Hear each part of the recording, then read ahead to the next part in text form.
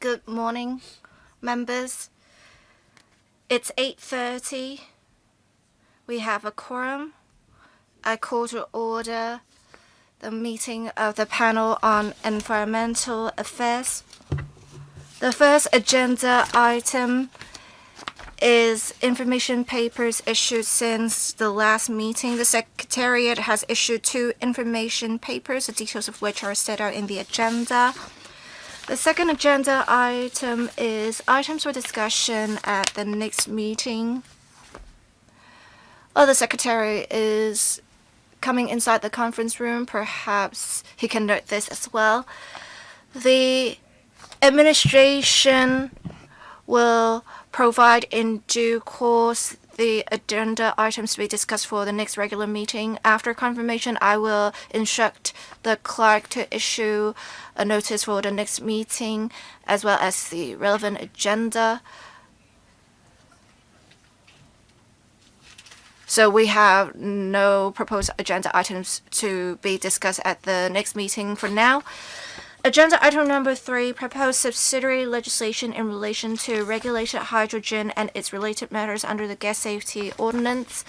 I can see that the Secretary and his team are seated. Welcome, Mr. Zhe, the Secretary for Environment and Ecology, and other public officers. Members who wish to speak, please press the request to speak button. I will now open the floor to the Secretary for him to make some brief remarks, and then there will be a PowerPoint presentation given. Thank you, Chair. Members, good morning. Clean and renewable energy is an important part of the energy system for the country, and under the National 15 5-year plan, the industry is to become one of the most important future industries. And the administration, as early as 2022, set up a cross-departmental working group to review hydrogen application trial projects and to promote the wider application of hydrogen energy. In 2024, we promulgated the strategy of hydrogen development to promulgate relevant standards and legislation and rules to create a favorable environment for the development of hydrogen energy. In July of last year, we amended Chapter 51 Gas Safety Ordinance to include regulated hydrogen in the gas safety governance network. We have regulation for importation, production, storage, and transportation and supply and use of such energy sources. And now we plan to promulgate amendments to Chapter 51H that will regulate, for example, natural gas and diesel or LPG. After consulting the trade, we believe there is general support for the amendments, and to make sure there is a smooth transition, the new legislation will provide for a 1-year transition period. The AMSC will also make appropriate exemption arrangements for the trial projects that have already commenced to prevent duplication of allocation of resources. In Q4 of this year, we will have the commencement notice and new subsidiary legislation introduced into the Legislative Council and implemented with the promulgation of a gazettal notice. I will now ask the representative of the EMSD to talk about the details of the amendments. All right, EMSD representative, I believe it's Mr. Chu, right? Yes. Thank you, Chair. Thank you, Secretary. I will now talk about the proposals for subsidiary legislation in relation to the Gas Safety Ordinance. As the Secretary said, we have recently passed the Gas Safety Amendment Ordinance. Please speak into the microphone. It will be louder that way. Thank you. The administration also promulgated the relevant amendments on 25th of July last year, and in accordance with Section 8 of the amended ordinance, we have introduced into the Council for review subsidiary legislation related to regulated hydrogen. We will promulgate new subsidiary legislation, Chapter 51H, to regulate different aspects of regulated hydrogen. When drafting relevant subsidiary legislation, we have referred to the existing model of operation in the Gas Safety Ordinance. There are some salient points of requirements on the hydrogen supply companies, hydrogen installation, hydrogen containers, hydrogen systems, hydrogen conveyance vehicles, hydrogen vehicle mechanics, pipes, etc. We have already included under definition of gas hydrogen. So for some regulations related to gas, we have to make some consequential amendments because right now they regulate the other gases such as LNG and LPG, and such relevant subsidiary legislation that would need changes would be 51A, 51B, 51C, 51E, and 51F. 51D and 51G do not contain provisions related to definition of gas, so they do not require amendments. We will also introduce within this year the relevant commencement notice as well as consequential amendments to existing legislation for the Council's review. All other provisions except for the three following categories will come into operation on the same day. Now, for the other provisions relating to, say, hydrogen containers, hydrogen systems, and hydrogen conveyance vehicles, they have a transition period of 1 year, so they will come into effect 1 year later. At the end of June 2026, the Hydrogen Cross-Departmental Working Group has come into operation, and on the premise of not compromising public safety, some exemptions may be made by the gas authority to make sure projects will not have to suspend their progress with the commencement of new regulations when they do not fully fulfill the requirements under the new subsidiary legislation. And with reference to the approval conditions of the working group, some exemptions would cover aspects such as a time limit. With industry consultation, the MSD in February and March of 2024 consulted the trade on the proposals and relevant requirements. 230 submissions were received.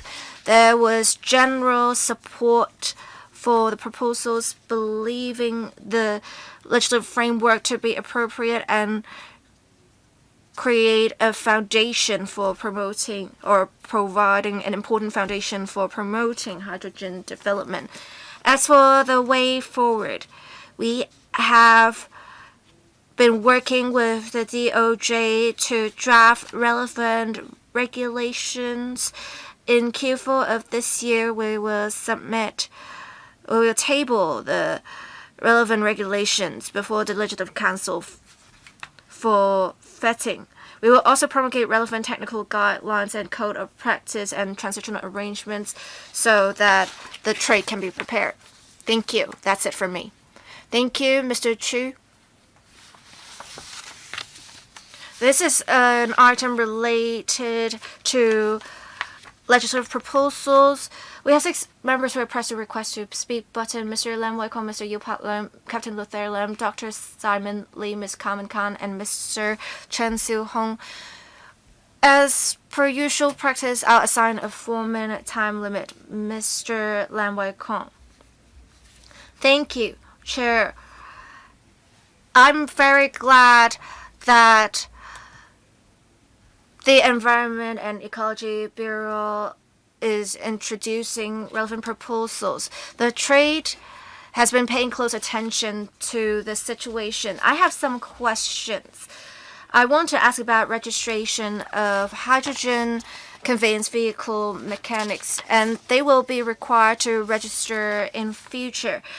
Has the administration gauged if mechanics need the time to study the relevant courses and registration? Will we have enough supply of mechanics to meet the demand of the different hydrogen application projects? And second, for other energy sources with registered technicians, there are different tiers.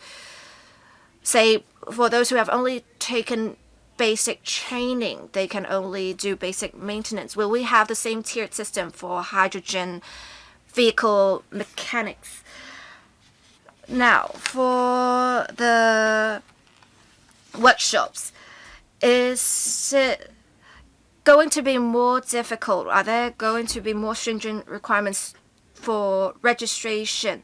Will some specific safety equipment be needed? If some workshops want to tackle equipment for, or want to equip for sources, different energy sources, is it possible? With the commencement of relevant legislation, is it possible for commercial vehicles or commercial companies to introduce hydrogen vehicles easily instead so that they don't have to go to multiple departments for approvals? Thank you, Secretary. I believe in future with the promulgation of standards, importation of hydrogen vehicles should be more convenient, because right now without standards, an approval will only be given after careful consideration by the working group. As for mechanics, we already have been testing vehicles, so we already have some training provided to relevant mechanics. I will let my colleague answer the other questions. Yes, Mr. Eric Wong. With reference to training, the VTC already provided a course on hydrogen vehicle safety. In the second half of this year, we will work with the VTC to provide a registration training course for hydrogen vehicle mechanic. As for the issue on workshops, we already have a relevant code of practice about some safety requirements of workshops, and this can be found on EAB's website. Well, have they answered all of your questions? I want to ask if the number of training courses will be able to meet the demand in future for such training for mechanics. Well, from what we can see regarding the scale of operations of hydrogen vehicles in the city, in the next 1 or 2 years, the supply of training courses should be able to meet the demand. We will monitor the development of the market, and we will have regular reviews with the trade. Chair, if they have relevant figures, can they provide them after the meeting about how many mechanics are needed and how it can really tie in with the number of training courses?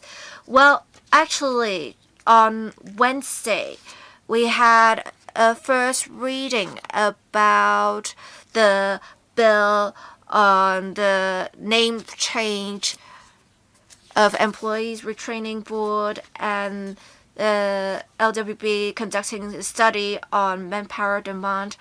Will they be involved in this? Chair, I would like to say the VTC has 100 students at the moment. We will assess industry demand and increase the number of courses if necessary. You don't know that at the moment. We are still consulting the industry. We have approximately 100 people having taken the course. Thank you, Mr. Lam. Mr. Perry, Madam Chair, thank you. I support the introduction of the subsidiary legislation. This would provide a clear-cut legislative framework regarding the importation, manufacture, storage, transport, and supply and use of hydrogen energy. This ties in with the carbon neutrality in 2055. According to the paper, there are 40 pilot projects going on. Some of them have already been used or commercialized. Now, these projects will be given an exemption because this is guard against the potential of them being non-compliant. I subscribe to the idea of an exemption, but according to paragraph 12 of the paper, these projects are vetted by the EMSD. Now, my question is, for these 40 pilot projects, how many of them will be successful and eventually become commercialized? At the present moment, they haven't quite fulfilled the legislative requirements, and there is a transitional period. Now, for these projects that are not compliant yet, what are the challenges? In 2024, under the amendment bill, the sectors were consulted. Have you conducted any consultation on the latest set of subsidiary legislation, in particular in relation to the registration of hydrogen vehicle mechanics? I'm sure that you need to engage the stakeholders in relation to the new proposals. Secretary? Madam Chair, in terms of consultation, the MSD has been continuously in consultation with the trade. There have been a lot of exchanges and communications. I can call upon the department to fill members in on the details. Now, for the 40 pilot projects, our idea is that there is an interdepartmental working group examining the details and given the approval. So when the legislation is in place, it would be really a duplication of resources if we were to have to examine them again. So there is an exemption, but this exemption is not unconditional. If they make major changes, let's say instead of just using the same machinery, and if they use some different machineries, they will need to have to apply for approval again. Now, you mentioned that some of the projects were not approved, and what are the reasons? Now, we do have the standard, and this is not just the case in Hong Kong. In many other places, they don't have an established set of standards. So whether their design measures up to the safety threshold, now this is one of the major considerations. So if they fail to measure up to the safety threshold, we will not give the approval. Now, there may be situations like this. Consultation, I defer to my colleague. Mr. Wong. Madam Chair, thank you. Between January and April, we mounted a massive consultation regarding the accreditation. The trade raised a lot of comments regarding the new subsidiary legislation, but we did a groundswell of support from the trade in the consultation exercise. Mr. Lothair Lam. Madam Chair, the enactment of the legislation will facilitate the development of the hydrogen energy trade. I've got three questions, if I may. The subsidiary legislation covers 8 areas. The hydrogen quality is one of them. This is terribly important. If there are impurities in the fuel cell, then it would have some implications.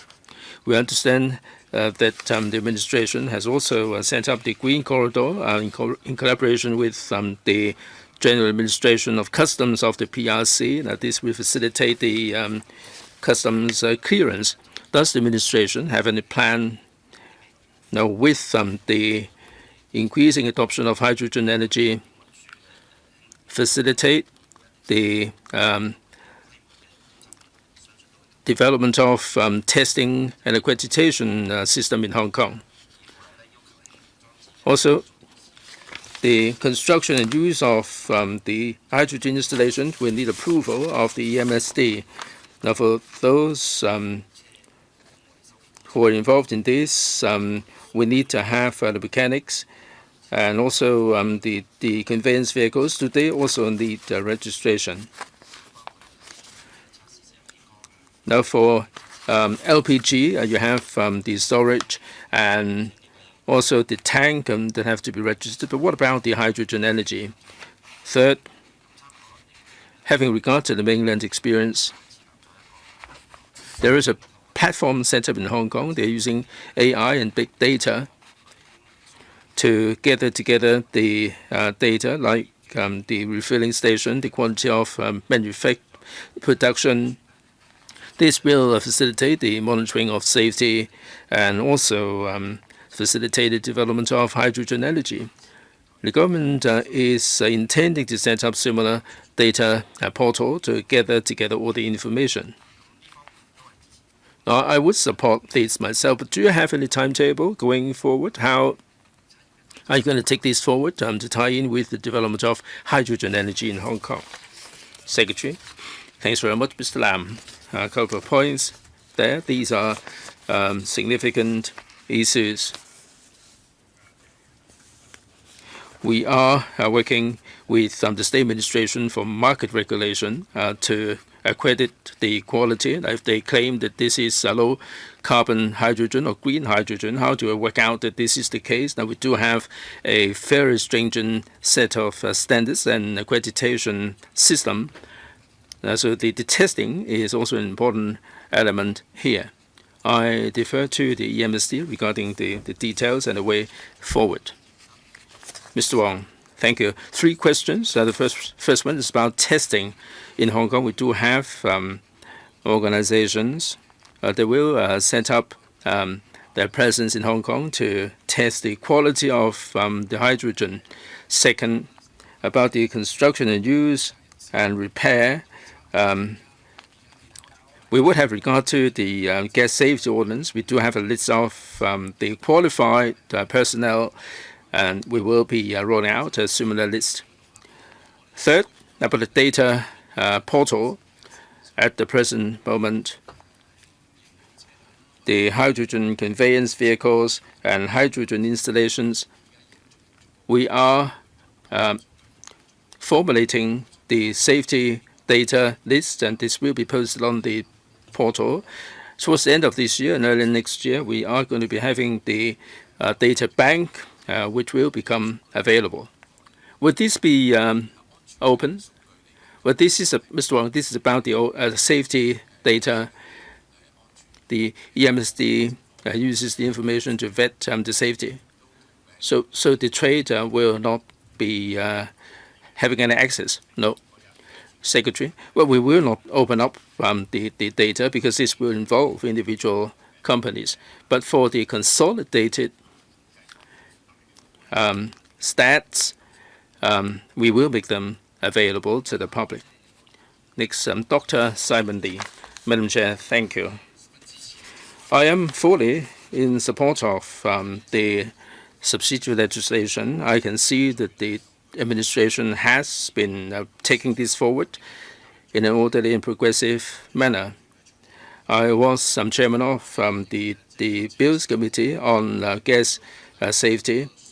I think we do need to have a foundation for hydrogen energy development. My question is similar to Mr. Lothair Lam and Mr. Lam Wai Kong's.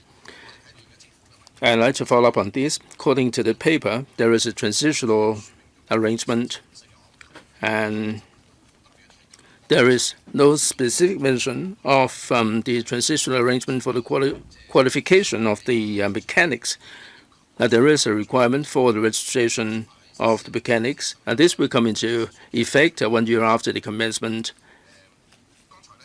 A moment ago, the Secretary said that towards the end of this year, there will be training programs. Now, what arrangement would there be for the qualification of the mechanics for the time being? Mr. Wong or Secretary? I defer to Mr. Wong. Thank you very much for the question. The mechanics now for hydrogen-fueled vehicles, the mechanics are tied to the dealers. The dealers will be providing the repair and maintenance. But we also train up the local people as well. What about the qualifications? The local mechanics, what is the qualification like? Mr. Wong? Prior to the training courses being rolled out, we will vet the qualifications. The relevant requirements, we are liaising with the VTC, and at a later stage, we'll make the announcement.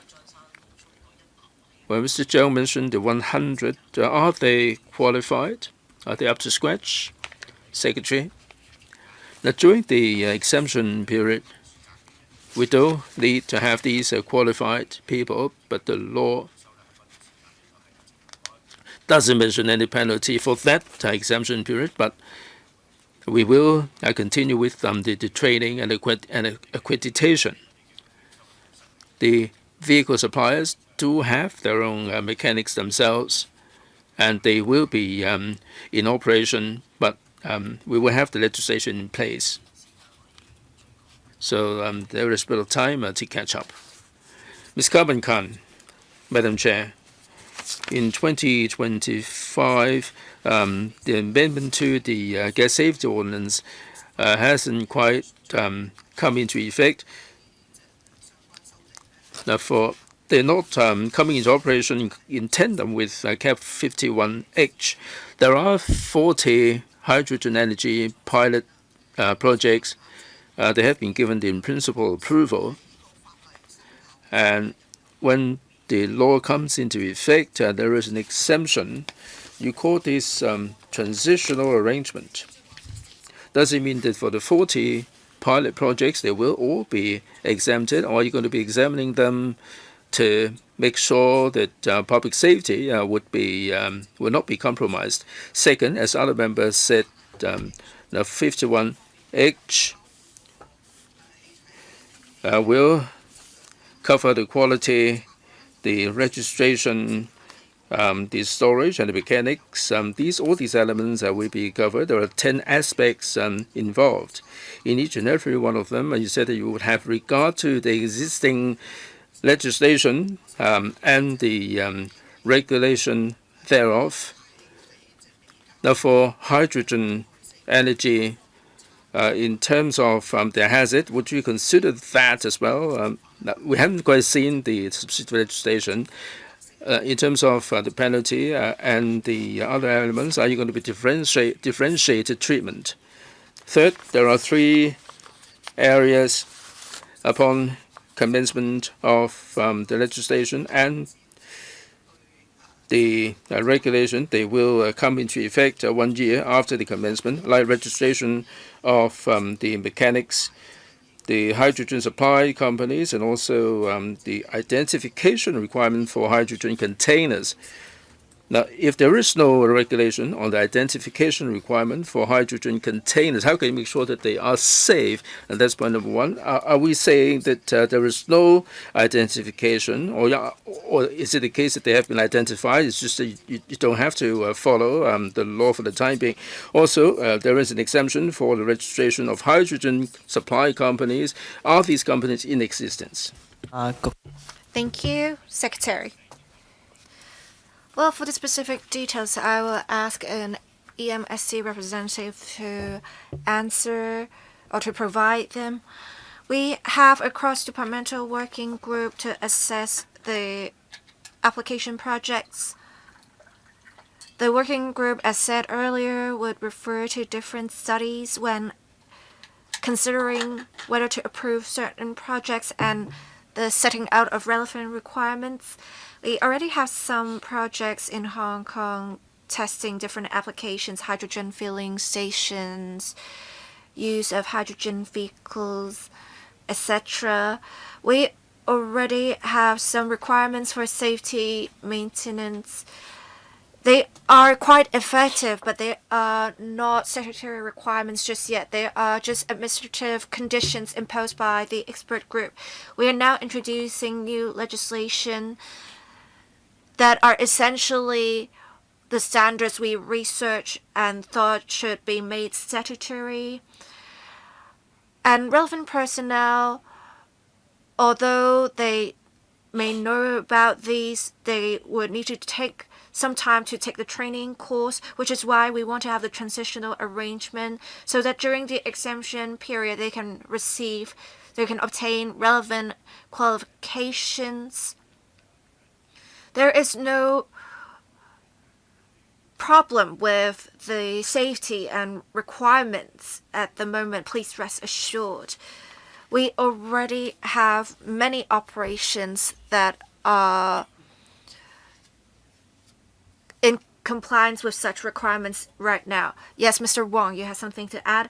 Thank you, Secretary. Thank you, member, for the question.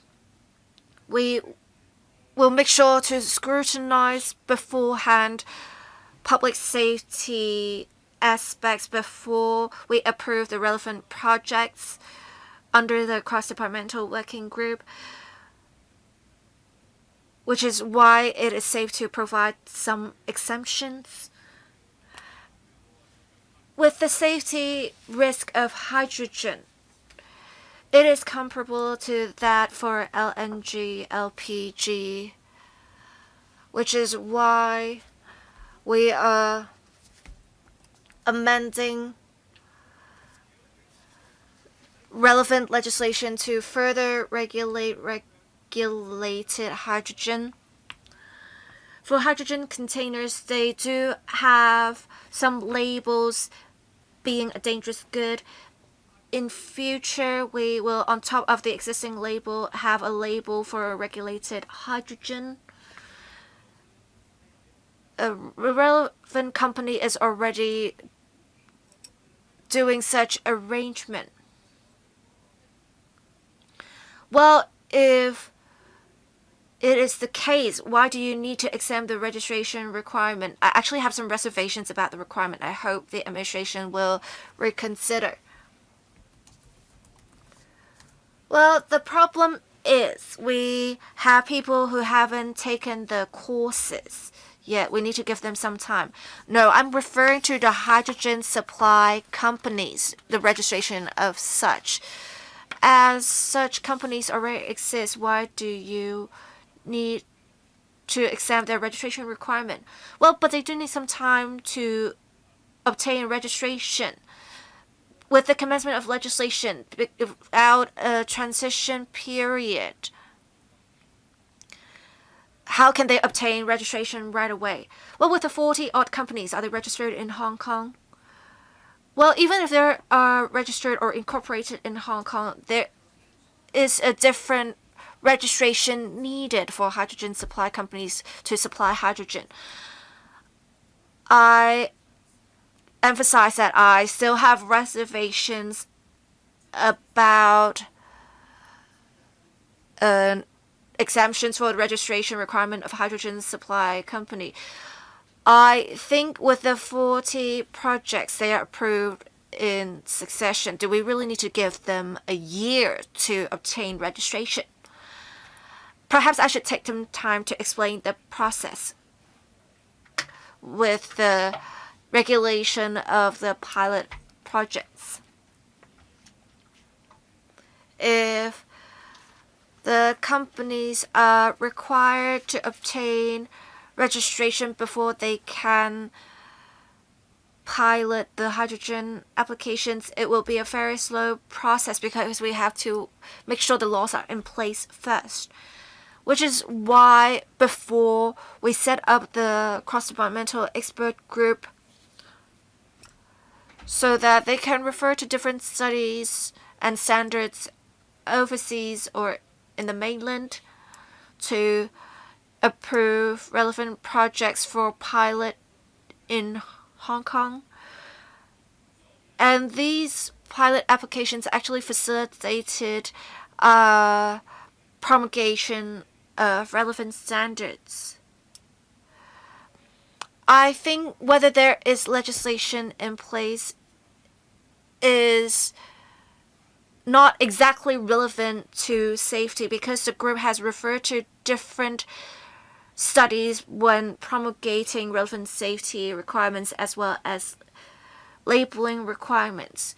Basically, the applications allowed us to know what standards we need and what practices are suitable for Hong Kong.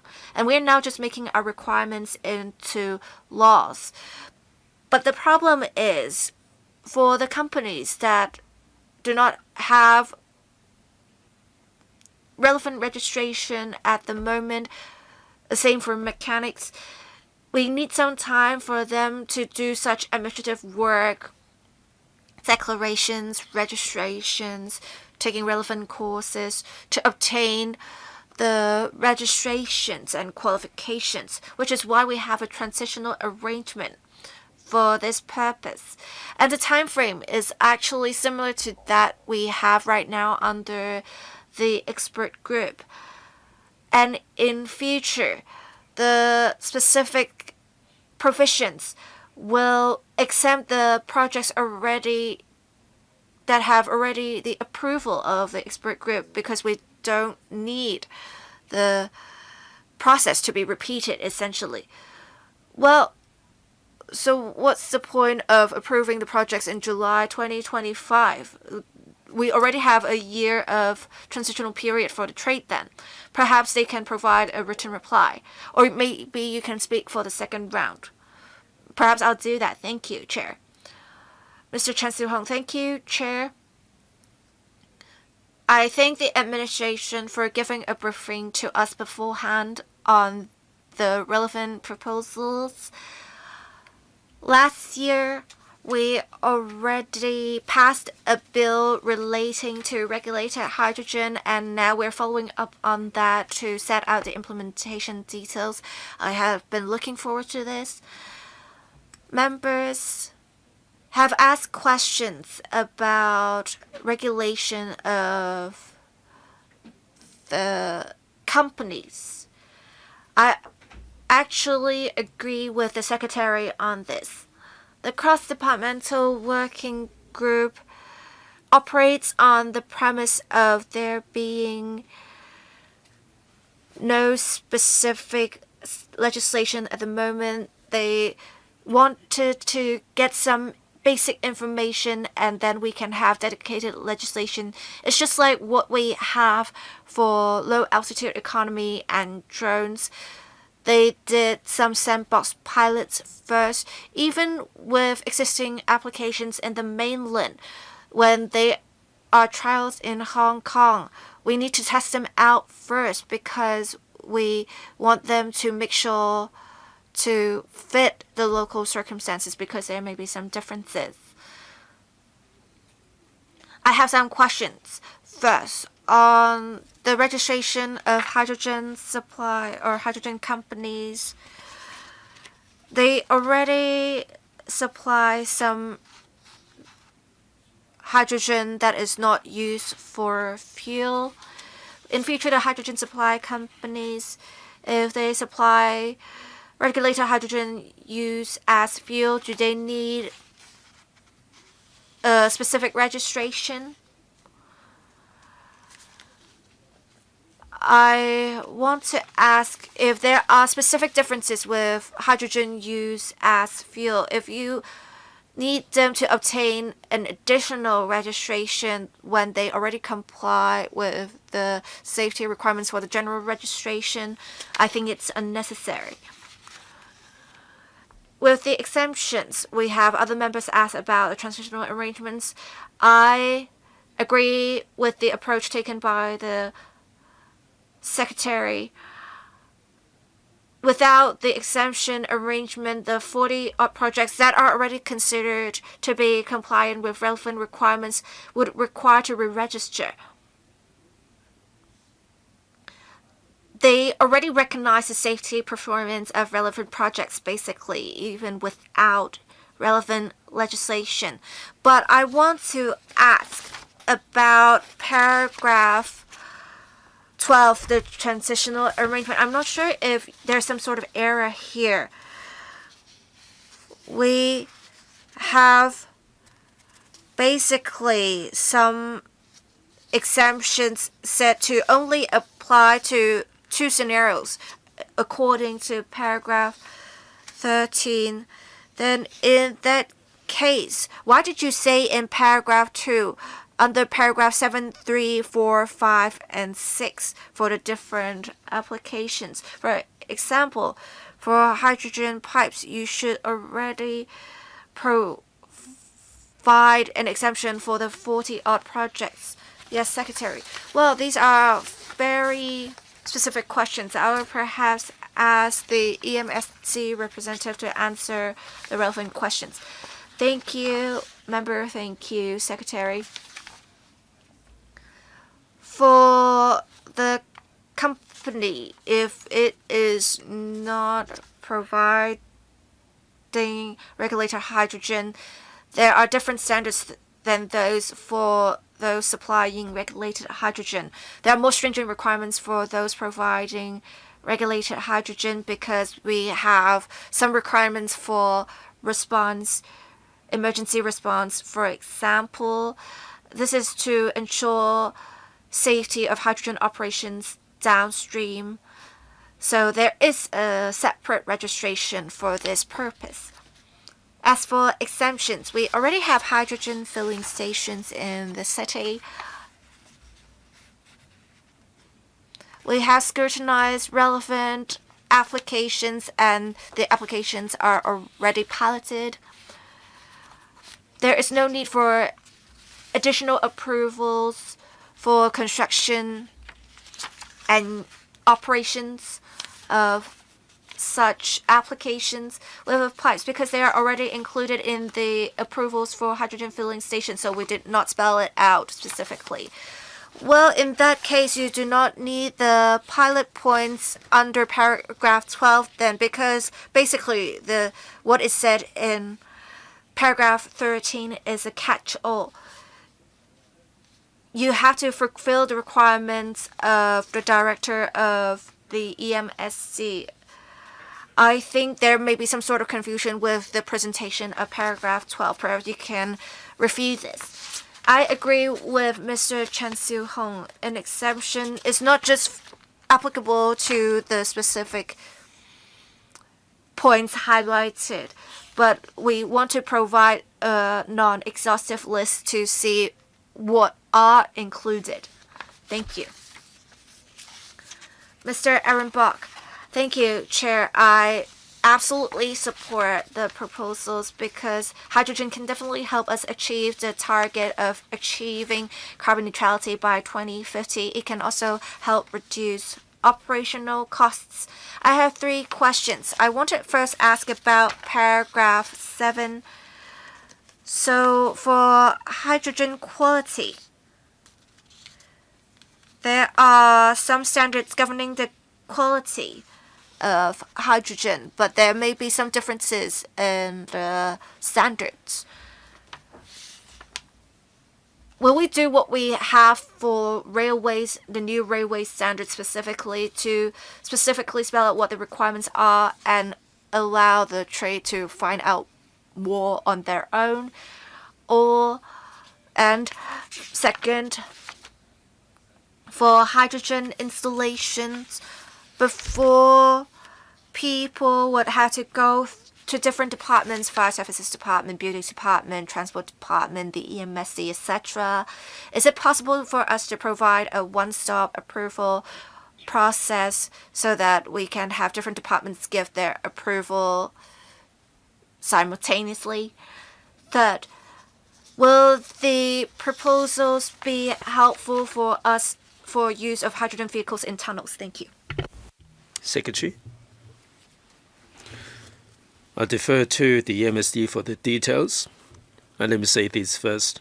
The interdepartmental working group will continue in operation. This is very much a one-stop coordinating platform. Mr. Bob, but for individual application, it's not within the remit of the working group, is it? Secretary, it can play the role of coordination. It may not be the approving authority, but it can coordinate all the various departments regarding the work and the approval. For the other details, I defer to the MSD. Mr. Wong. About the hydrogen quality, the international standard and mainland standard are pretty much in alignment. After the subsidiary legislation is in place, we will be gazetting this, having regard to the international and mainland standards. As to hydrogen vehicles going through the tunnels, hydrogen-fueled vehicles can cross the tunnel. We do have the code to specify the requirements. That's the size of the hydrogen tank. Hydrogen vehicle, but not so much conveyance of hydrogen. Hydrogen conveyance cannot really use the tunnel. That has been the practice. Mr. Jonathan Leung. Madam Chair, the Liberal Party is in support of this proposal. The hydrogen cannot cause any air pollution. It is one of the clean energy sources. In Foshan, they are developing pretty well. The refueling station and the vehicles are pretty sophisticated. The shipping companies are also developing the hydrogen-fueled freight vessels. The government is amending the legislation. Is the government focusing its attention on land transport, or will you have any considerations on the marine hydrogen vessels? As of June 2026, the Interdepartmental Working Group has approved 40 pilot schemes covering land transportation. Now, for the mechanics, they will have to be registered before they are allowed to carry out maintenance. And in the transitional period, in the run-up to the registration, how are we going to make proper arrangement regarding the 40 pilot schemes? And what sort of training programs would there be for the mechanics to make sure they will have the right number of mechanics to repair and maintain the hydrogen vehicles? Mr. Wong, thank you very much for the question. There are two questions: marine hydrogen vessels. What if they need to refill? The refilling station will also be governed by the subsidiary legislation. If this actually materializes, we do have the regulatory provisions. As to the mechanics, we very much rely on the manufacturer's mechanics to provide repair and maintenance for the time being. But we will take advantage of the 1-year transitional period to train up the mechanics in Hong Kong. The training programs are divided into two components. The awareness program has been formulated. About 100 mechanics have taken part. And for the second half, we're going to have the registration training program that will be rolled out. Mr. Bill Tang, Madam Chair, thank you. My question is also on training.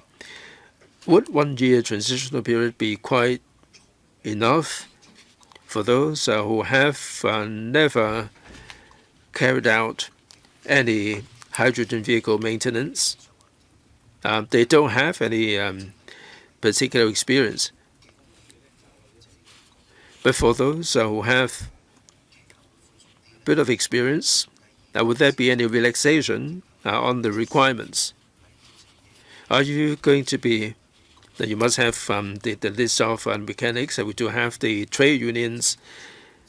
Are you going to be writing to the trade unions about the availability of these training programs? That this is very much an inexorable trend going forward. Taxis, minibuses. Are we going to stick with LPG? And I do have some doubts myself. We have to evolve with the times.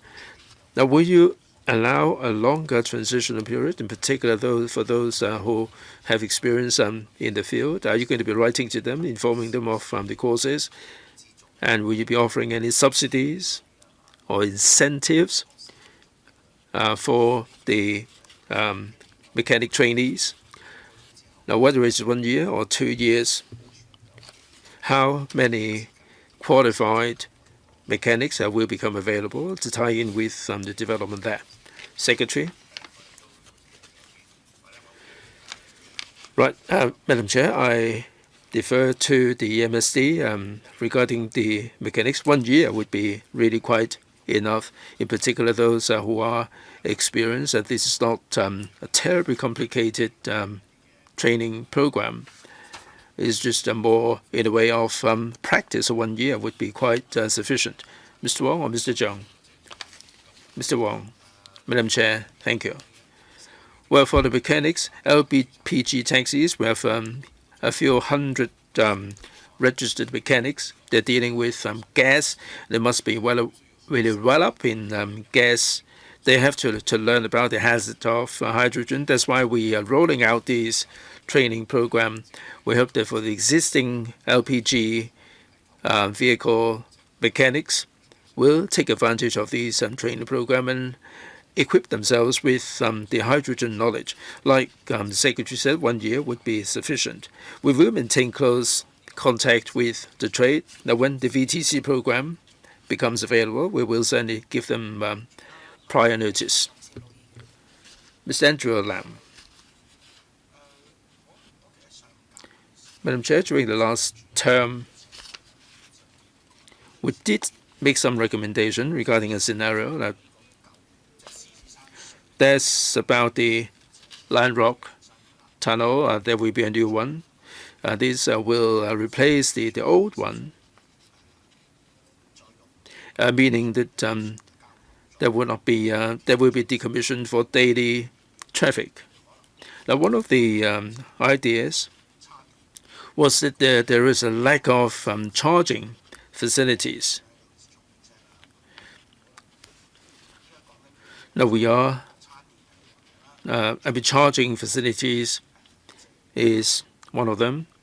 Hydrogen refilling station should also become available. Can the old tube be used? Now, we're not talking about underground tube. We're talking about the tube crossing of the tube tunnel. Under the existing ordinance, in the public transport system, we cannot have any gas involved. Under these circumstances, we're not giving any exemption. Now, for the decommissioned Land Rock Tunnel, we allow EV charging. Are we disallowing the hydrogen refilling there, Secretary? Well, I can call upon the EMSD for further details. Now, your question, we did consider that in detail.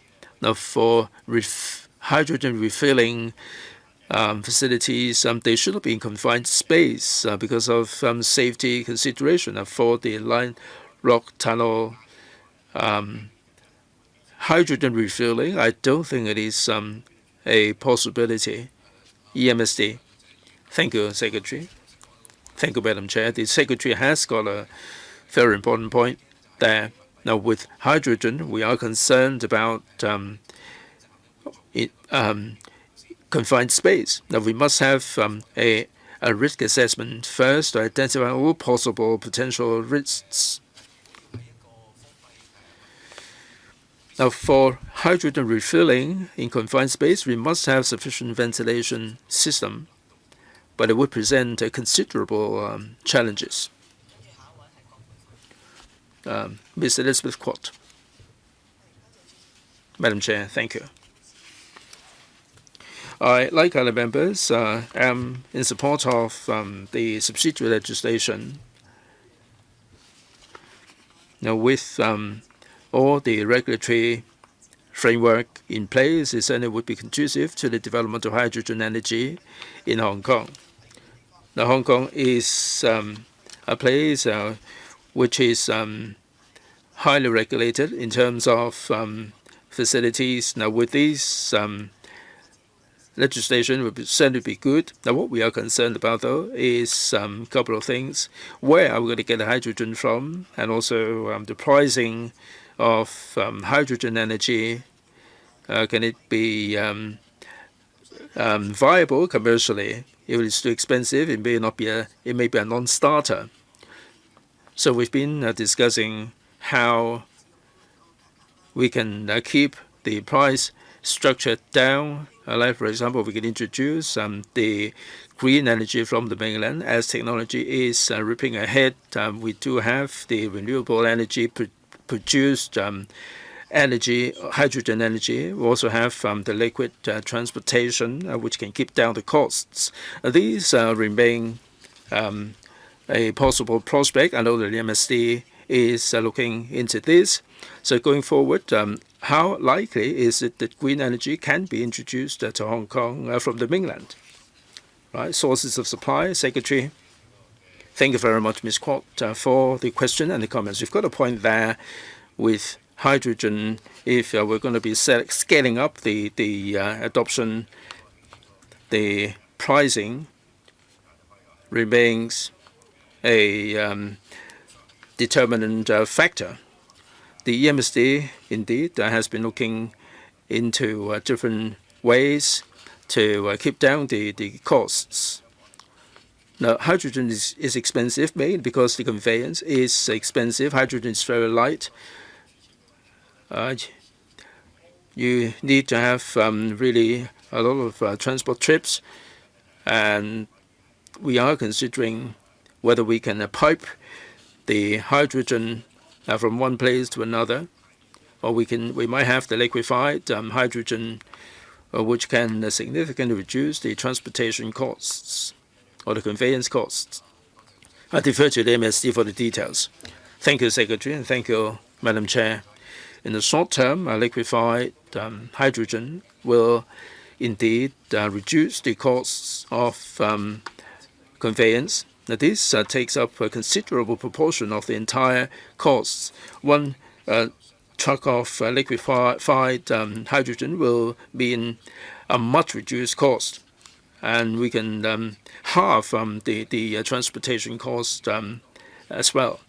It is good because Hong Kong is crowded. We're running out of space, and the storage can take up a smaller proportion of space.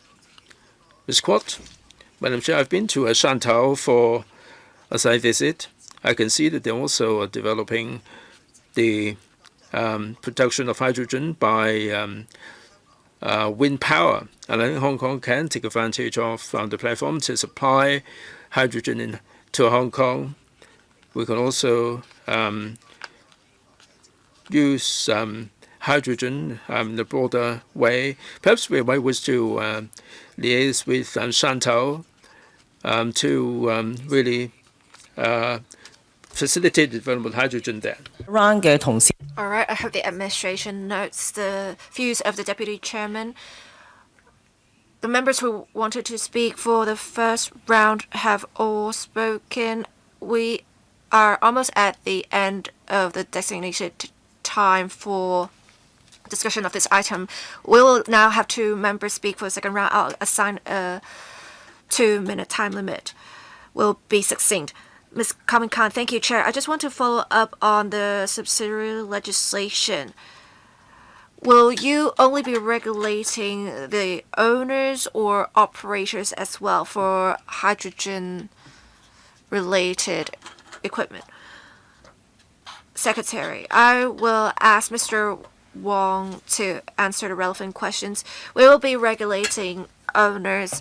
We will make clear of that in the approval documents. What are your justifications for not regulating the operators as well? Are you relying on owners to manage the performance of operators? How can we truly ensure public safety? Now, for town gas, LPG, and LNG, we have the same approach. We will rely on owners to manage their operators. Yes, Mr. Chung has something to add. Please turn on microphone for Mr. Chung. We talked about for the registered hydrogen supply companies, they also have the responsibility of top-down supervision. And for the relationship between owners and operators, it's the same. We will have the oversight of the registered hydrogen supply companies over such operations, basically. Will we have some requirements for the qualifications of owners to make sure we have appropriate control should there be specific incidents? I'm guessing the member is referring to financial requirements. Right, they need to have adequate resources, they need to have safety consultants, and they need to engage qualified personnel to look at the hydrogen installations. Thank you. Mr. Chen Siu-hong, thank you, Chair. I just have some follow-up questions about the transitional arrangements. We already have 40 projects given approval by the cross-departmental working group, and we have been able to learn from the applications operations. Most of the 40 projects have commenced operations. I want to ask, for the projects that have commenced operations, you should give them transitional arrangements. I do support that, but for personnel maintaining relevant operations, how can you make sure they are qualified? Because we do not have a specific license for them at the moment to recognize their skills and knowledge. I want to ask the director of EMSC, how would you assess their qualifications or their capabilities to make sure they are qualified to provide safe services? Well, we have the cross-departmental working group looking at the pilot projects. We will make sure to have reference to the national and international standards. We will also do a safety assessment beforehand to look at their different arrangements, including operational and maintenance arrangements, to make sure they comply with the specific safety standards. Take the mainland as an example. We have quite a number of companies who are doing business in hydrogen energy in the mainland that have qualified personnel providing maintenance, and they are able to operate the relevant systems. If you think the personnel already meet certain qualification requirements, why don't you just issue to them temporary licenses? Because if companies can just engage any personnel, I'm worried about safety. Well, for those coming from the mainland, we'll see if they have relevant mainland qualifications specifically perhaps licenses for specific installations and systems, and they can only perform specific operations after the 1-year transitional period. Alright, I believe all members who request to speak have spoken. We have had quite an in-depth discussion. According to the administration's paper, the administration plans to introduce into the council the proposed regulations in Q4 of this year. Do members have any comments on the legislative timetable? If not, we will move on to the next agenda item. Thank you, Secretary. Thank you. The next agenda item is proposed amendments to Wild Animals Ordinance, Chapter 170.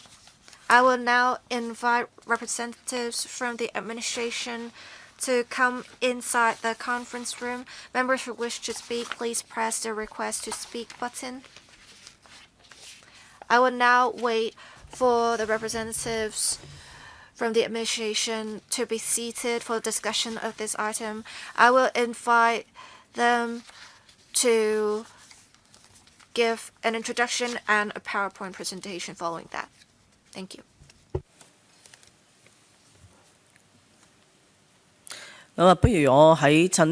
Alright, perhaps I will take this time to read out the order in which members are going to speak.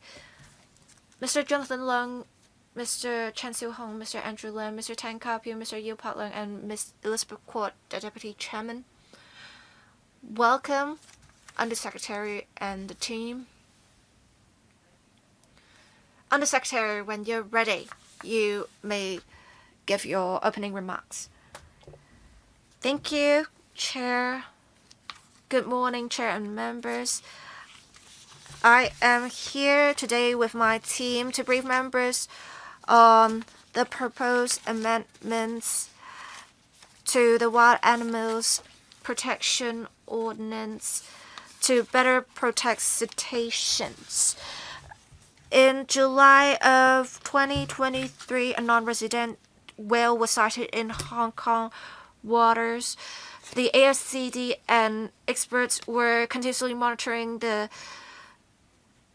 condition of the whale and introduced special initiative measures advising the public against whale watching and water activities in and around the area. The whale eventually died. The necropsy findings indicated that the cause of death was a fatal strike from a fast-moving vessel.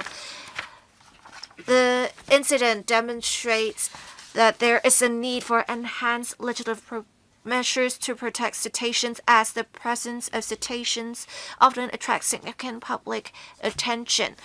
When there are cetaceans in the Hong Kong waters, we do not advise the public to be active in the vicinity because these cetaceans are often those who are injured, in distress, or they have lost care of their older counterparts.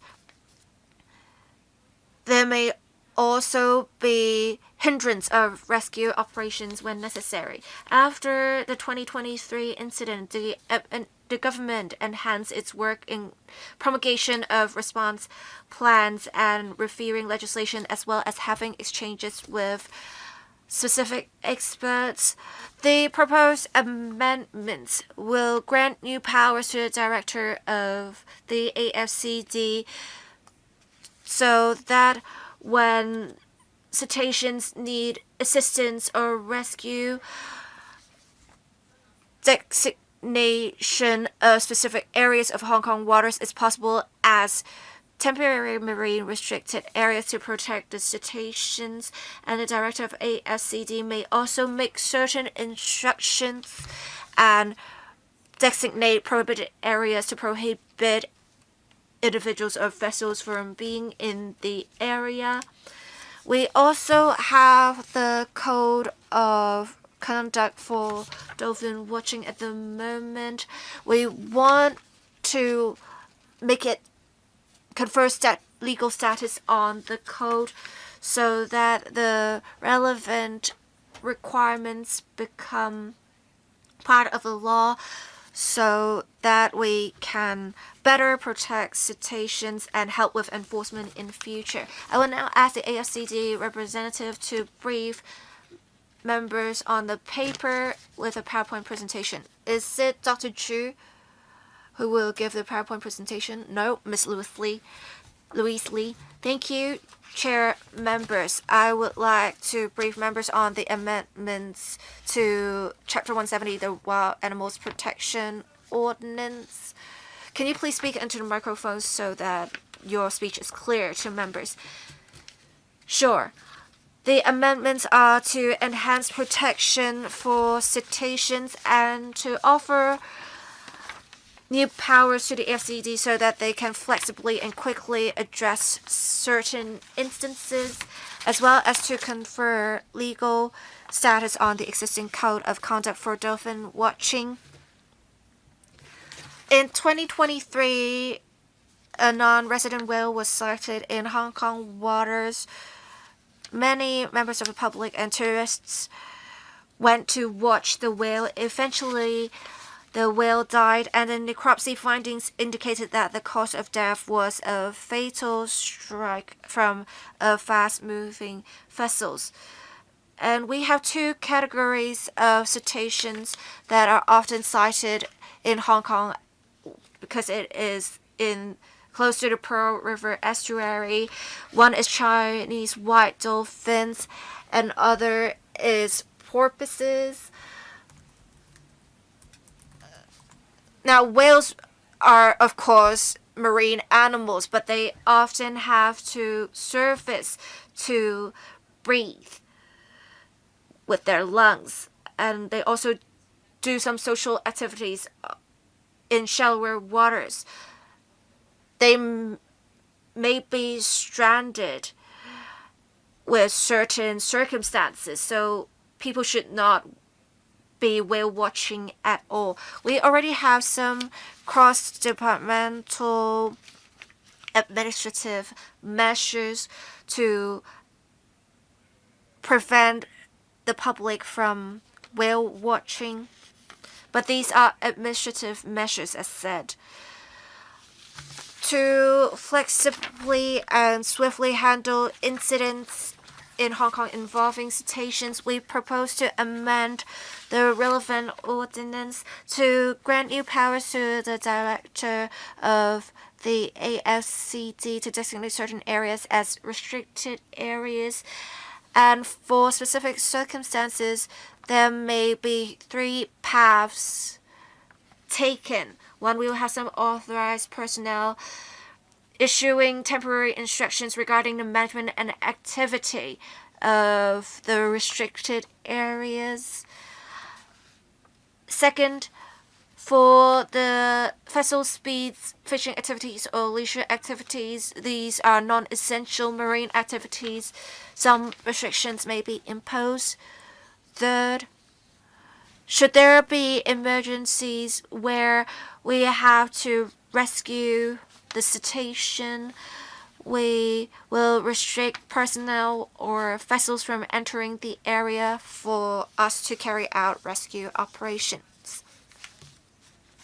When designating the restricted areas, the AFCD will consult Marine Department and other relevant departments so as to strike a balance between protecting cetaceans and navigational safety of marine users, as well as their needs.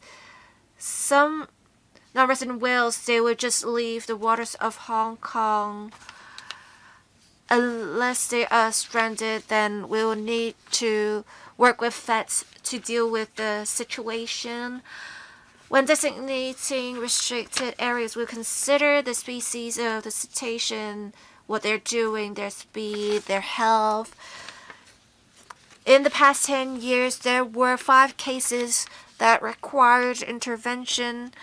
In other cases, non-resident whales coming to Hong Kong waters would often leave very quickly, or they have already been stranded, which required intervention.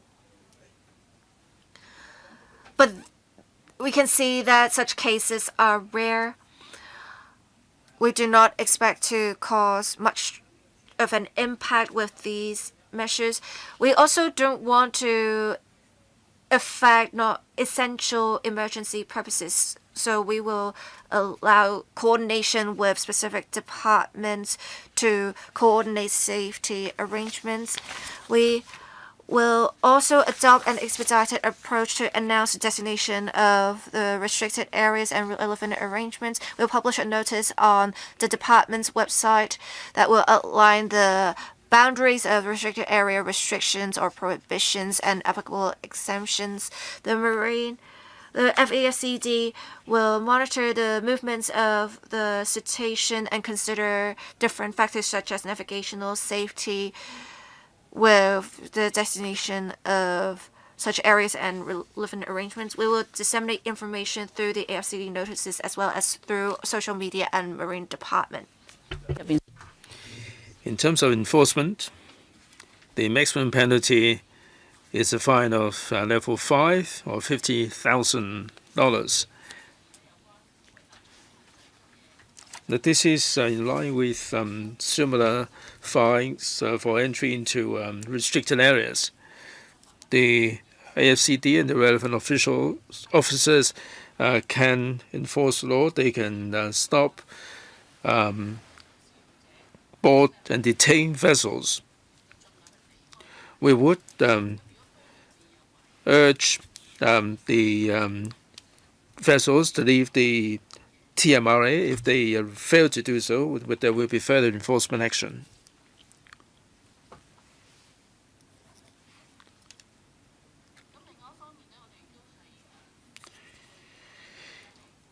We're also proposing that legal status be conferred on the existing code of conduct for dolphin watching to protect the Chinese dolphin and also the porpoises. The code of conduct covers the fact that we should respect life, we should not feed the dolphins. There should be a specific speed in the process of dolphin watching. The AFCD does brief the operators on the code on a regular basis, and they're also in support of the code. And sustainable ecotourism is really important. This will provide a legal basis and enhance public education to allow continuous dolphin watching. There will be legal status for the code. Any breach of the code can be used as evidence in legal proceedings in court. Regarding prosecution against willful disturbance of protected wild animals. Is that it? Madam Chair, in June, we consulted the expert group on conservation of marine mammals and also the Nature Conservation Subcommittee of the ACE. Both of them are in support. Thank you. All right, now throw the floor open for questions. Mr. Jonathan Lau. Madam Chair, in order to enhance protection of cetacean, the Liberal Party is in support of the proposed amendments. Now, the whales and dolphins are not static, and that would present challenges for the temporary marine restricted areas. Now, the government has to be, or will the government be working on a dynamic basis, or will the TMRA be fixed? Now, since the cetaceans are mobile, will there be any adjustment to the TMRA, and will the administration be minimizing the disturbance to the public? According to the paper, the government will be announcing this in an expedited manner, and notice will be put on the website to put this into effect, covering the boundary of the TMRA. That the fisher folks may not be able to keep up to date with the TMRA because of the signal issues. Will the administration be persuade first before enforcing the law. Would that be more appropriate as an approach? Ms. Diane Wong, Madam Chair, we do appreciate that the citations are mobile, they're not static. In formulating the TMRA, the Temporary Marine Restricted Areas, we would have regard to several factors: the species, the size of the cetaceans, the direction of movement, the speed of movement, the port operation and the neighboring circumstances, and the usage of the waterways. We have to have these factors taken into account before we formulate the TMRA. Now, the whole idea is to protect the cetaceans while minimizing the inconvenience to the users. We will keep an eye on the evolving circumstances and see whether we need to fine-tune the boundary of the TMRA. Now, as members said, we have to be swift, we have to be flexible, so we have to keep the users of the sea abreast of the latest information. That we do have the press release, and the ISD will also be disseminating the information, and through the NGOs and also the Marine Department, we will keep, or we will make available the information to the marine users. Indeed, we get in touch with the fishing community, and they would get the information regarding the changing weather. So we will enhance our communication with them to get the message across. As to enforcement, indeed, we would resort to persuasion first to minimize the marine activities. If they are recalcitrant, it's only when they are recalcitrant and also when they are in breach of the requirements that we would take action, in particular if they are causing harm to the cetaceans. Mr. Chen Xiuhong. Madam Chair, thank you. Now, the amendment to CAP 170, Wild Animals Protection Ordinance, I am in support of that. Here in this exercise, you are empowering the AFCD to designate TMRA, Temporary Marine Restricted Areas, to take swift action at the sighting of cetaceans. And you are conferring legal status on the existing code of conduct for dolphin watching. I do support that, but I do have some questions. Paragraph 15 says that the code will be conferred legal status, but in paragraph 6, breach of the code will not constitute an offense, but the behavior would be presented as evidence in legal proceedings as willful disturbance of wild animals. The breach of the code will not pose any deterrent effect. Will the administration consider for the serious offenses in breach of the code, like if they are chasing the cetaceans at high speed, will you be making this an offense to achieve deterrent effect? Now, with this TMRA, I heard from the Undersecretary that you would be disseminating the information. Now, that there are yachts coming down to Hong Kong from the north.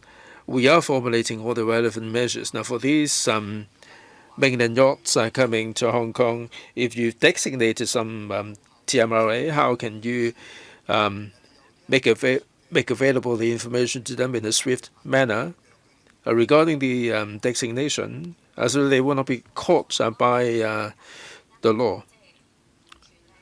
And the Secretary, Let me say this first before I call upon the FCD to supplement. We have the code all along. This is on a pilot basis. We have had regard to other pieces of legislation. If there is a breach of the code, this may not constitute an offense, but if there is a breach and if there is a prosecution, this can become the evidence to be adduced in court as evidence of willful disturbance of protected wild animals, and the penalty can be really severe. Second,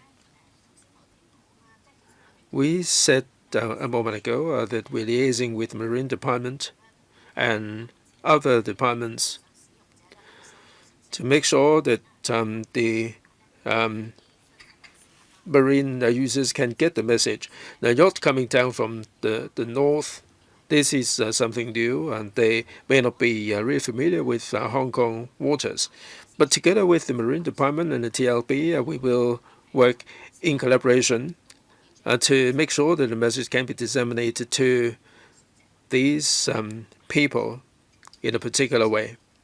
Dr. Chu, if I may, Madam Chair, regarding the yacht coming from the mainland, we are maintaining close communication with the TLB as to how we can get disseminate the message to these yachts. The Marine Department and the vessels that they do have a particular radio frequency to get the message. And we do have officers on hand to give the guidance as well. Thank you. Ms. Andrea Lam. Madam Chair, thank you. Let me clarify one point first. Now, these TMRA, temporary marine restricted areas. Now, the code of conduct for dolphin watching is basically specifically for white dolphins, Chinese white dolphins, or porpoises that are appearing in Hong Kong waters on a regular basis. There are no restricted area per se. Now, I stand to be corrected here. Now, with this TMRA, this restricted area, I agree with that in principle. But are we targeting at the particular species? In the paper, you are referring to the cetaceans, meaning whales as well as dolphins. In the rare event, is it covering the unlikely, the rare event that the non-resident cetaceans coming to Hong Kong? Or will it cover the Chinese white dolphins as well? Will the appearance of the Chinese white dolphins be triggering this particular mechanism? That's the point I'd like to find out first. Second, about the sighting of whales and dolphins, there is no prior notice at all. How does the whole process work? A couple of days ago, at the ED panel, we talked about the individual yacht travel scheme. The Marine Department can use the geofencing to let the vessels know where they're not supposed to berth and so on. Will you be using the same technology? Now, you're talking about notices. Now, when they are piloting a boat, they probably wouldn't be paying attention to the notification. But if you have the technology available, can you make sure that the trade will set their mind at ease and they will not be caught out inadvertently? The Secretary. Well, for the second question, I defer to the AFCD. Now, for question number one, here the whole purpose of the amendment is to protect the cetaceans. There were non-local cetaceans that found their way into Hong Kong waters by mistake, and there is a need to amend the legislation to help us deal with circumstances like this. The member asked a question about the resident cetaceans here in Hong Kong. In extreme situation, we can also invoke this law to protect them. But in Hong Kong, the dolphin watching activities have been really compliant. The sightseers and the operators, they are very compliant, and there was no need for us to invoke the law here. Now, for resident citations, and there is a less of a likelihood for the law to be invoked. 多謝主席。 Perhaps I'll ask the AFCD representative to supplement my answers. Yes, Dr. Chu. Thank you, Chair. We will make sure to communicate with the Marine Department before we designate the restricted area.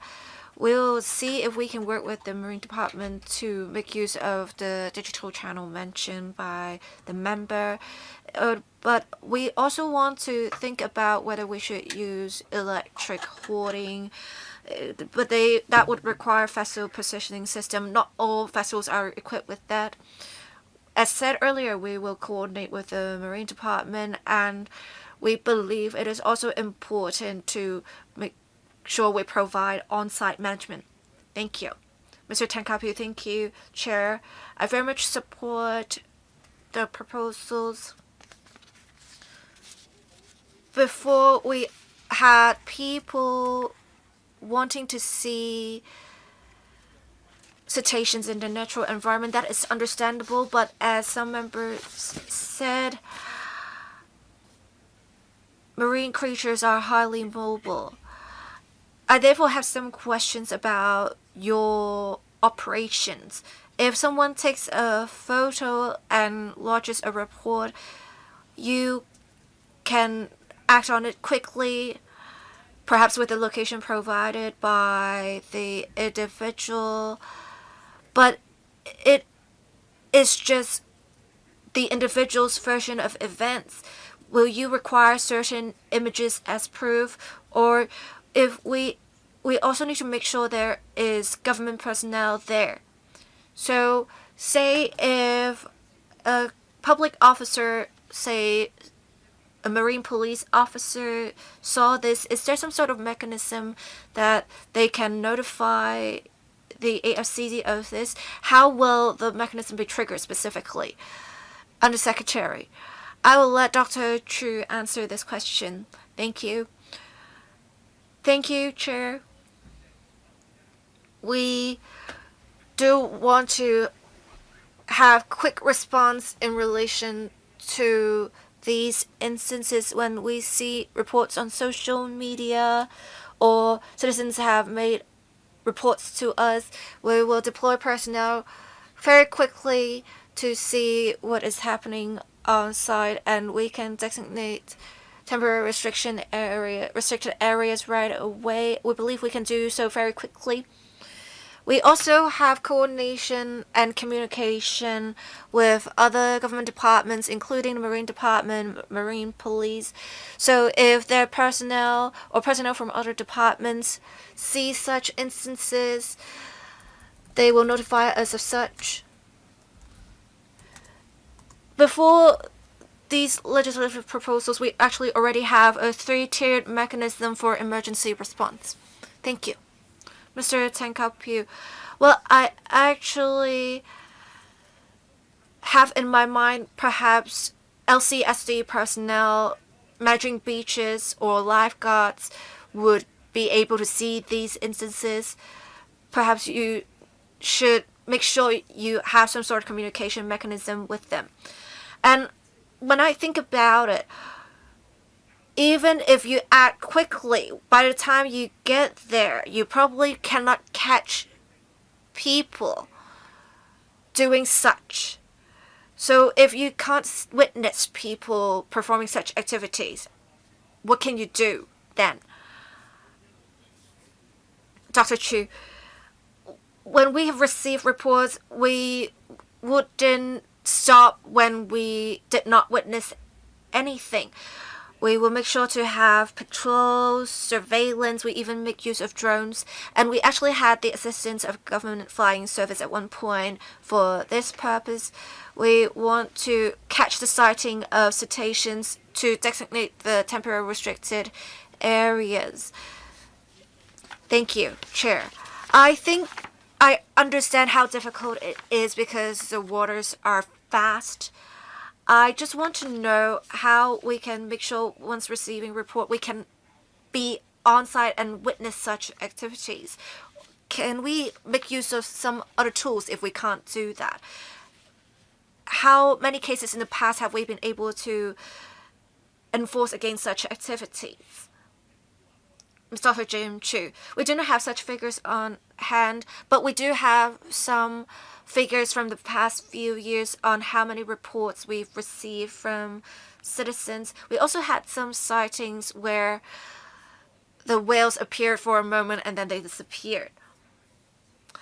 I think with the code of conduct for dolphin watching, it is not a significant deviation from the three-tier mechanism, and it has been working effectively. As the Undersecretary said, in the past 10 years, there were only 5 cases that would perhaps trigger this mechanism. All right, Mr. Yupat Leng. Thank you, Chair. I support the proposed amendments to the Wild Animals Protection Ordinance, and specifically to designate certain restricted areas.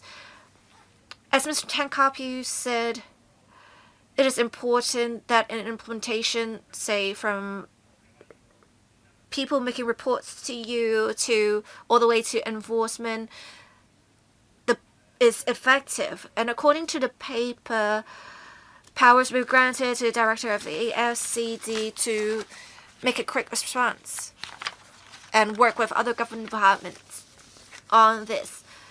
So how will you work in coordination? Will you make a call to the director of marine, or do you need to have a formal meeting to explore the situation with the designation of restricted areas?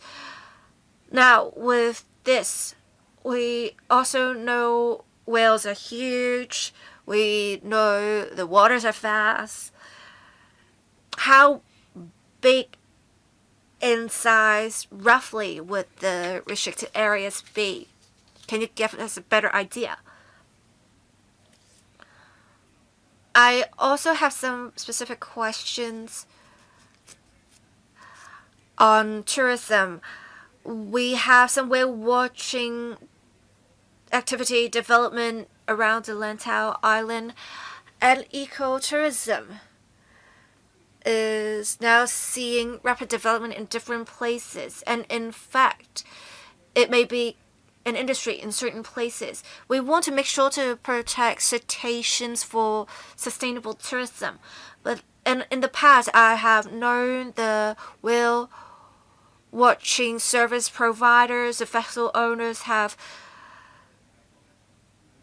been complying with the rules, and they are quite well versed in the rules. But for vessels coming from other places, say the yachts, they're here for our islands and coastline and beaches perhaps, but then they should also enjoy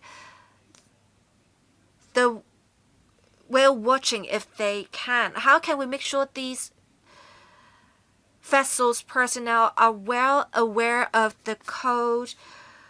How can we make sure their activities are regulated so that we can have quality ecotourism? How can we make sure this becomes a brand so that not only can we develop in tourism, but also make sure to protect the environment and the cetaceans? Undersecretary, I will answer some of the questions, and the remaining questions will be answered by the AFCD representative.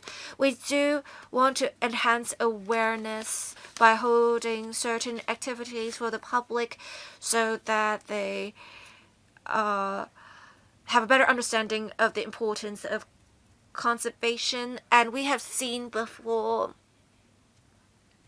people have been quite compliant. There aren't that many cases that have been regarded as breaches before with patrols as well as enforcement operations.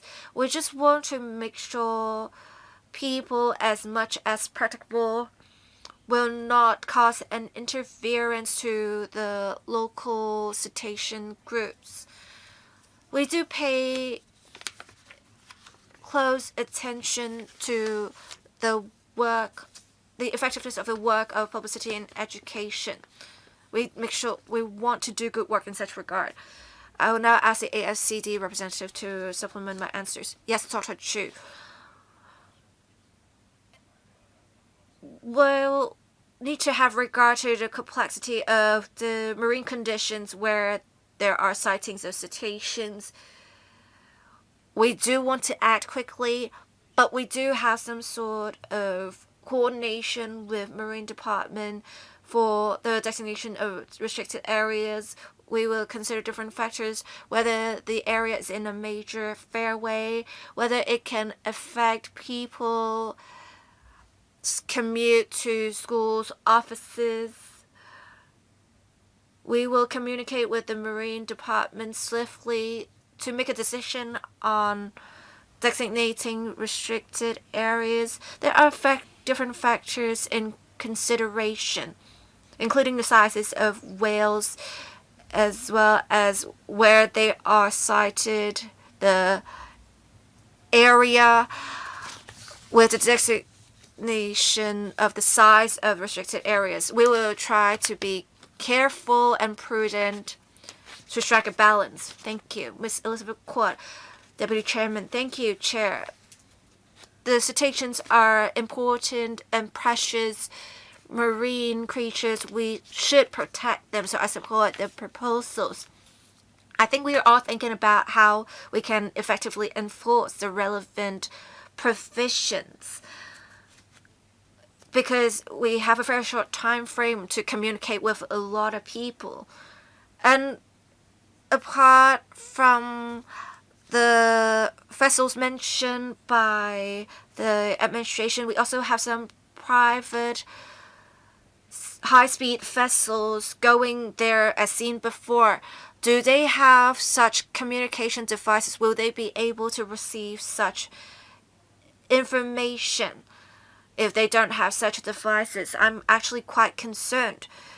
If people say they have not received a notice because of the lack of equipment, will it be seen as a reasonable excuse? Can we deal with this? Will there be enough deterrence against such instances? Cetaceans do go around, so my concern is whether you can catch up with the designation of the restricted areas. If they are staying in the inlet, then it would be easy, but if they're moving around, it can be difficult. If they go to areas where fishermen operate, will that affect fishermen's livelihood? Have you gauged the potential impact? You need to consider the different factors and provide to us comprehensive justifications and assure us how you can effectively enforce this. Thank you. Dr. Chu, a specific question on effectiveness of implementation. Thank you, Chair. We do understand we need to swiftly designate the restricted areas. We will make use of different channels, including social media as well as NGO networks for such information dissemination. But we believe on-site management is also important. Before, when cetaceans are sighted, we have department's personnel deployed to the site for quite an extended period of time for on-site surveillance. For fishermen and other stakeholders, the impact is temporary. As said, cetaceans move very quickly, so we'll conduct dynamic assessments and make changes to the temporary restricted areas to reduce the potential impact to other marine users. Whales are very large, almost the size of a fishing vessel, so I think stakeholders will want to work with us on this. Thank you. Mr. Jonathan Lamport. Madam Chair, people from other parts of the world find the harbor in Hong Kong really lovely. We have the experts here. Perhaps we can look at this in a broader way. Now, the WWF compiled many surveys that show the marine work would create noise, and that certainly would affect the positioning sense of positions of these cetaceans. That you talk about the speed, the direction of movement. Will you be also regulating the marine noise, underwater noise? Now, because the international organization does mention this as one of the factors that affect the cetaceans. Second, in Australia and New Zealand, they also have regulations regarding the use of drones to film the cetaceans.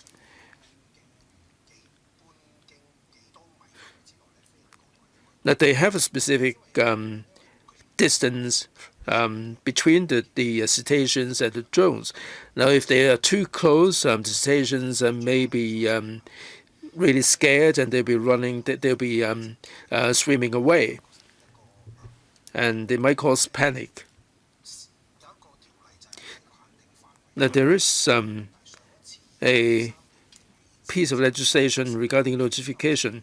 Now, in 2023, there was sighting of cetacean, and in 2024, the whale was stranded within about 10 hours, and the villagers tried to cover the whale, tried to protect the cetacean. Would this kind of act be in contravention of the law?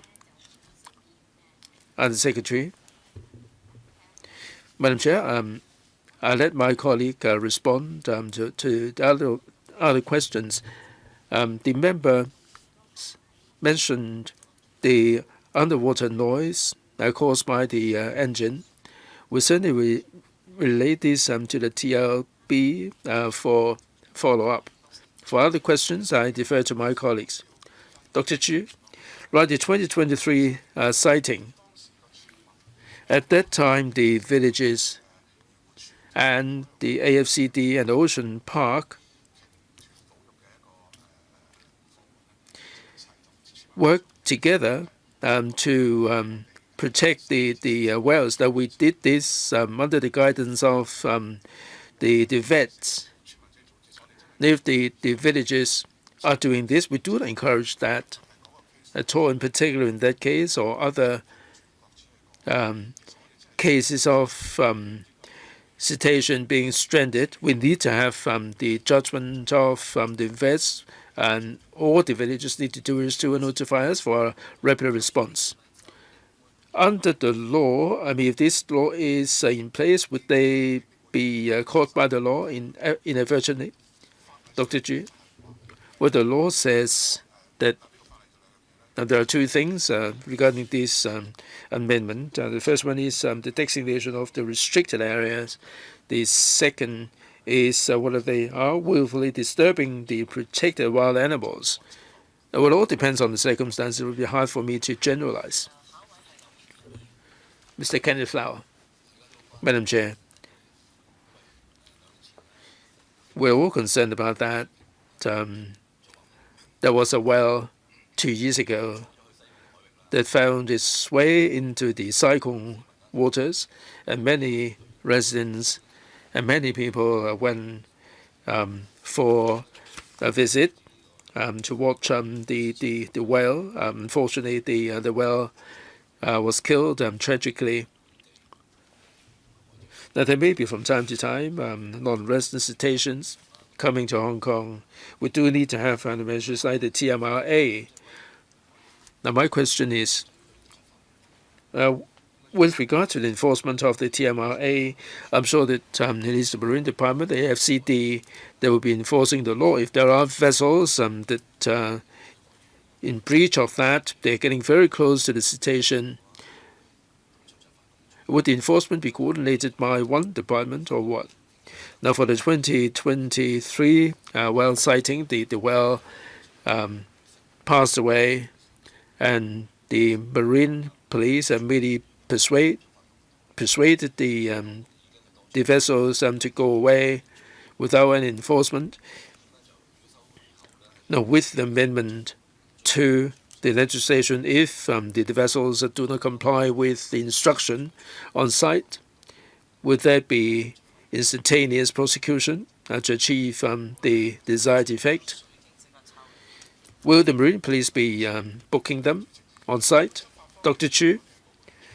Well, it is the enforcement is spearheaded by the AFCD.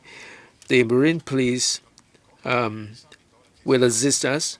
In 2023, we didn't have the relevant legislative provisions. Now, if these amendments are passed, like the Undersecretary said, we will have regard to the movement of the vessel. If they are entering by mistake, by accident, I will certainly give them the persuasion. But if they are intentionally harassing the cetacean, we'll definitely take out enforcement action.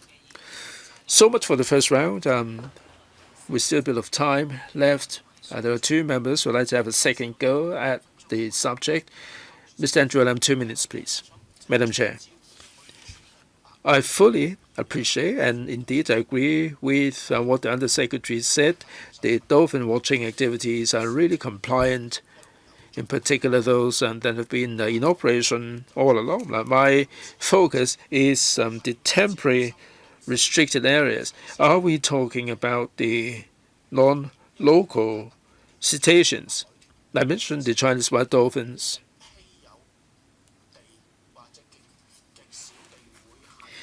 Hardly ever would they appear in the cyclone waters.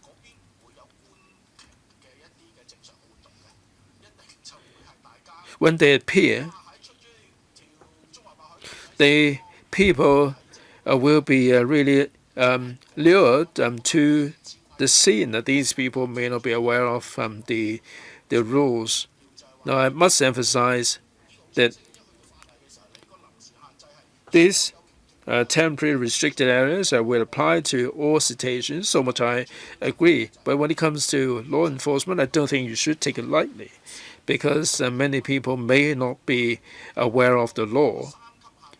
Now, for the three types of restrictions, now you have the ad hoc instruction, general restriction or prohibition of entry. It doesn't serve any real purpose with a notification. I'm sure that you have really to do something to protect the cetacean. You need to disseminate the right message when you brief people of the law on the law. This is my way of a comment. Thank you. Undersecretary. AFCD might have some comments on the enforcement. I mentioned the legislative intent in 2023 sighting. It appeared on the eastern part of Hong Kong waters. In 2024, it happened in Tai O. So, depending on the circumstances, the overriding purpose is to protect the cetaceans. Dr. Chu, if I may add, Madam Chair, indeed, with this TMRA, the whole purpose is to protect the non-local cetaceans. If they find their way to Hong Kong, they may be disoriented, they may be sick, or they may be separated from their offspring. But we do not rule out the possibility that may be a rare circumstance. That may be of Chinese white dolphin find its way into the eastern part, like Sai Kung area. That dolphin may be taken ill, or there may be other factors that would need our assistance. Now, under these unique circumstances, the TMRA can also be kicked in. Enforcement, I agree that whales do not come to Hong Kong often. If these species are finding the way into Hong Kong by mistake, we will be really concerned. We will be working round the clock to protect the cetacean. Who will take the decision? Now, for these rare species appearing in Hong Kong, you trigger the mechanism. Which department? Your director will be taking the decision. Indeed, Mr. Perrier, Madam Chair, I, like other members, I am concerned about the law enforcement, and I'm just as concerned about inadvertent breaching of the law. Now, here in this amendment, we are conferring legal status on the code, and there are many operators running the dolphin watching tours, and they are very compliant that this is only a code that serves as an advice. Now, the pleasure craft, the vessels, they can sail to the area for dolphin watching, and there is not much in the way of regulation except for the code. Now that the code will enjoy the legal status. Now, for these dolphin watching tours, in other parts of the world, there may be regulation, but not so much in Hong Kong. If these tour operators are in breach of the code, unawares, how are you going to deal with that? All right, Undersecretary. I've already touched on the actual circumstances. AFCD might wish to supplement later on. I think it's a matter of communication. We will be liaising with the Thai dolphin watching organizations. We will seek their views. Certainly, we will get a message across to them to let them know about the details of the legislative amendments. We'll also be taking their views into account. AFCD, I wish to supplement regarding the details. Dr. Chu, yes, indeed, we need to mount publicity and education campaigns. We've done something indeed. We liaise with the trade organizations about this legislative amendment. Now, for the hotspots for dolphins, we do carry out patrol on a regular basis, and we also mount publicity on the code of conduct for dolphin watching as well. Well, just this week, the subcommittee on ecology plus tourism, chaired by Mr. Perrier, did talk about the balance between conservation as well as the promotion of tourism. Now, with these amendments, I'm sure definitely we will be in support. But how can we strike a balance between the trade,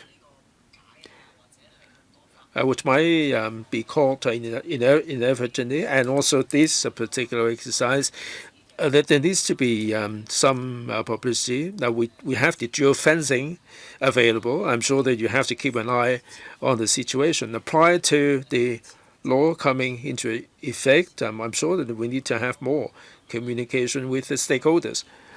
All right, so much for this item. And according to the paper, the administration would like to introduce the draft legislation in Q4 of this year. Are we agreeable to this timetable? The sooner the better, obviously. All right, that's it for this item. Thanks very much, and the Secretary and your team. Any other business? Unless members have any other business, the meeting is now adjourned. Thank you all very much.